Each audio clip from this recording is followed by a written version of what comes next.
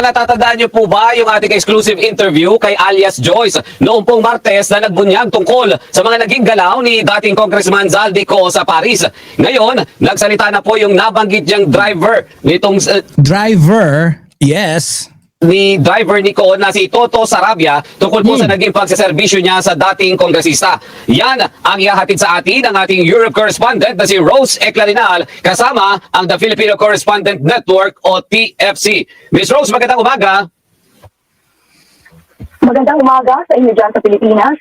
Yes, umamin ang dating driver ni Zaldico sa Paris na hindi silang nagserbisyo sa dating kongresista noong Panghulyo bago pumutok ang iskandalo sa insertion sa 2025 budget sa flood control project.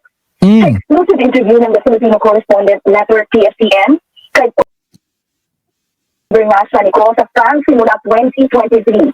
Pero hindi siya naging driver sa Portugal. Bagamat isa siya sa regular driver ni Ko, hindi raw niya ito nasundo sa airport at hindi rin niya alam kung totoong may sariling private plane si Ko na naibalitang nasa Leborget. Ngayon, nadadawit ang pangalan niya kay Ko, nais nang ginawin na ang lahat ng naituldan niya ay galing sa pagsisikap ng pamilya sa 30 taon nila sa Paris. 30 taon sa Paris? Aba, magaling. Perte, no? Sa report namang nakalap ng The Filipino Correspondent Network sa Paris nitong Setyembre, sinabi ni Elias Joyce na dating nagtatrabaho sa pamilya ko na alam ng ilang pilay sa Paris na pag-aari ni Zaldico ang bahay sa 31 Avenue Montan noong pang 2022. Nasaksihan din daw niya ang magagong Pang 2022, no? So most probably, he did manage to accumulate a lot of wealth nung kapanahunan pa ni Digong. Eh, mataas yung probability, no? Kasi syempre kung 2022, eh, paano pa siya 2022 eh. So, kung magkakaroon ka ng pera ng 2022, nung nakabili na siya, so, malabong nung budget pa lang. Kasi i-release yung budget for 2023 nung ano pa, di ba? So, kung 2022 meron na siyang bahay, although, no, we cannot remove the fact na talagang mayaman na to. Di ba? Pero, wala tayong magagawa. Nawili sa pera, no? buhay ng dating kongresista at ng pamilya na nagpasarap ang manood ng Burberry shop para sa private party ng anak taong 2023. Sa ngayon, wala umano ang anino ni Ko sa Paris at wala rin umanong alam ang dating driver. Ba't kasi yung anino hinahanap nyo? Si Ko mismo hanapin nyo! Kutya, wala yung ni anino ni Ko. Sa maaaring lugar na kinaroroonan ni Ko, sa Paris man o sa Europa, kasama si Maan Rivera at Bong Agustines, Rose Eclarinal, DBMM Teleradyo, Paris. May pabuya ba talaga? May bahay sa Paris, oh, social, no? Grabe. Miss Rose? Rose? Miss Rose? Miss Rose? Can you hear me? Magandang umaga. Ayan. Oo, good morning. I-play lang natin yung soundbite ng iyong interview para mapakinggan din natin dito. Sige, Tele, paki-play please. Yung kasi, yung sasabihin na galing kay ko kasi tindahan kaya. But 30 years na raw to nagtatrabaho. So most probably kung nag-start siya ng mga 30, mga 60 na to, bata pa tignan, no? Aba, sagana sa buhay si Papa. Hindi nila alam kung gano'n kasi pag si Ate yung... Pero bata pa siya tignan, no? Daming bahay sa Europa.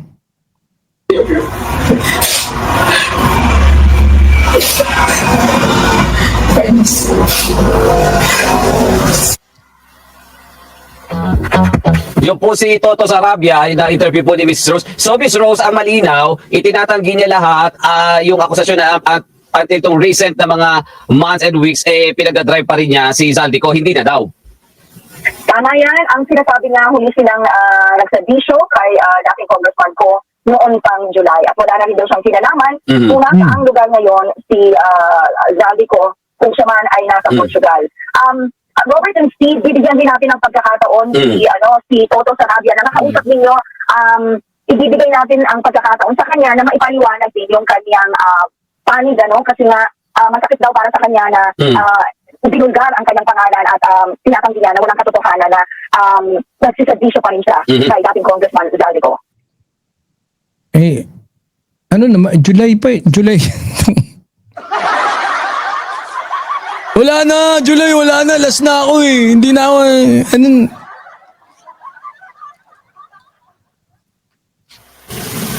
Sir Toto?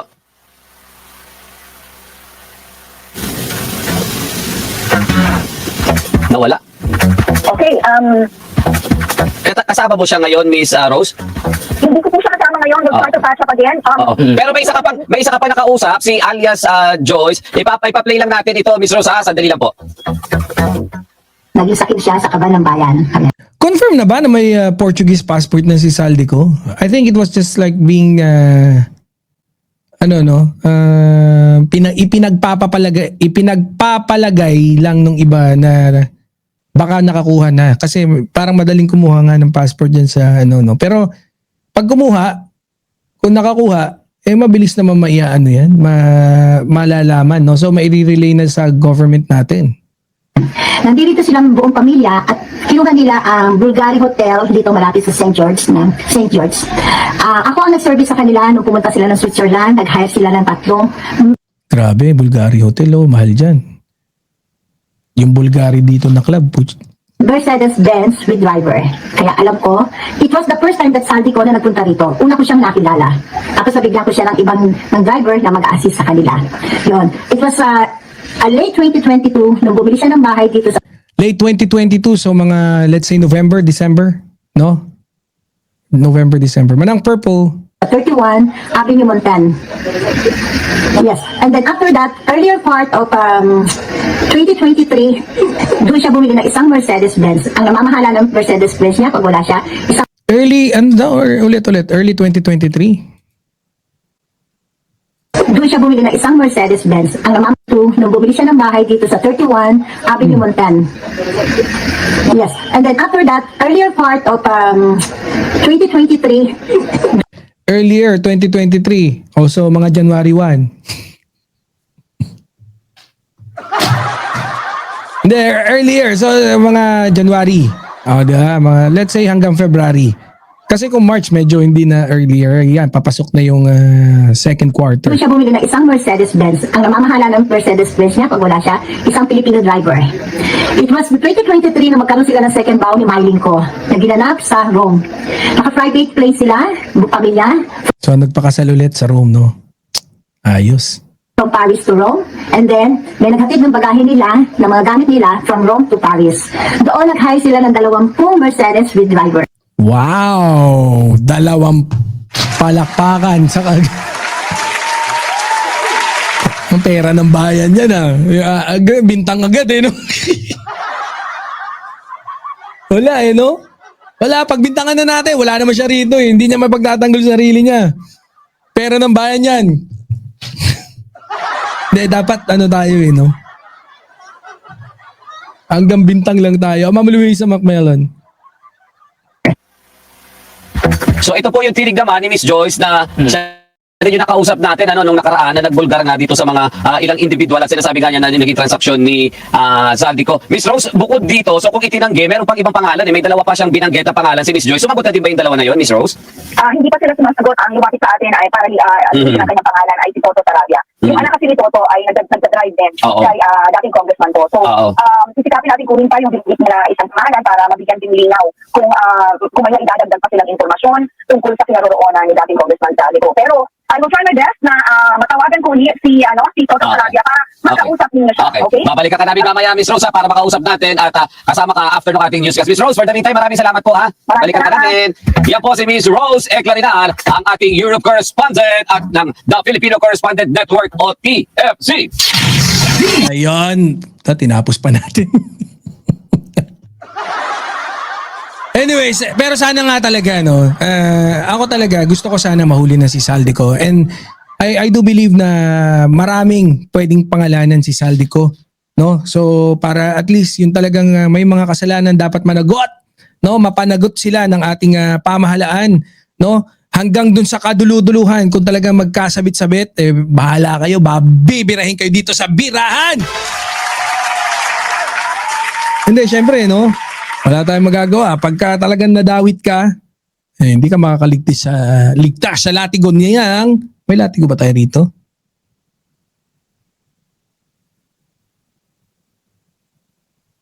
Ay, wala.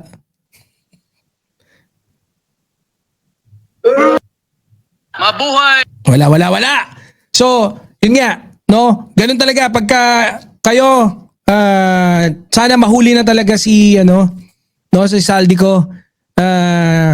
Malaking breakthrough 'yan pagka nahuli o nadakip si Saldico, no. Pero sana kagaya niya, marami na rin talaga yung medyo pinaghahabol ng ating pamahalaan, no. Nandiyan si Bantag, si Harry Roque, yan nga si Saldico, no? Syempre yung si Bautista, Bautista, tigas sa mukha mo, nandiyan ka na sa US, paramdam ka naman. Nasa na yan natin.